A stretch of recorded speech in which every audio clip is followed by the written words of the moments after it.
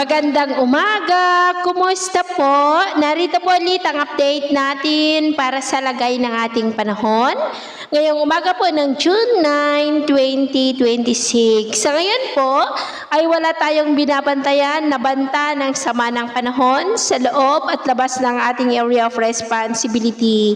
Hanging habagat pa rin ang patuloy na umiiral dito po sa ating bansa, particular na sa kanluran ng Luzon. At sa atin naman pong long range forecast, wala naman pong bagyo na nakikita na tatawid po dito sa ating kalupaan hanggang po sa susunod na 2 linggo ay posible po na storm free tayo. At sa lagay ng ating panahon, ngayong madaling araw po ay maayos ang panahon sa malaking bahagi ng bansa pero may mga tsansa ng mga isolated rains dyan po sa may Batanes, Capiz, Iloilo, Escalante, Sagay, Sipalay, Cebu, Tagbilaran, Zamboanga del Sur, Lanao del Norte, Sarangani at Mati.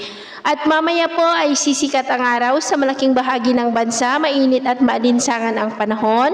Pero may mga tsansa pa rin po ng mga isolated rains, lalo na po dyan sa may extreme northern Luzon, epekto po ng habagat. At mamayang hapon, posible pa rin ang cloudy skies with isolated rain sa may extreme northern Luzon, Silangan ng Cagayan, Kalinga, Bataan, Mindoro, Palawan, Panay Island, Negros, southern part ng Cebu, Dapitan, Northern Mindanao, Agusan del Sur, Surigao del Sur, Sorsogon at Davao.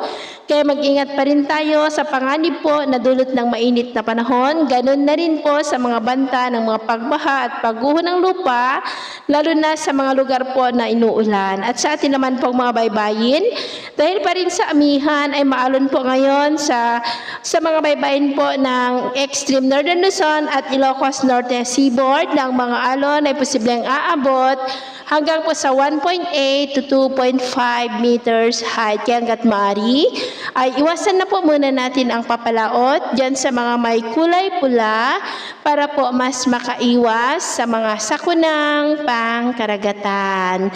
So, ito lang latest update natin sa araw na ito. At ako po muli si James na nagsasabing sa kahit na pagsubok po na darating sa ating buhay, huwag po tayong mawawalan ng pag-asa. Thank you and God bless!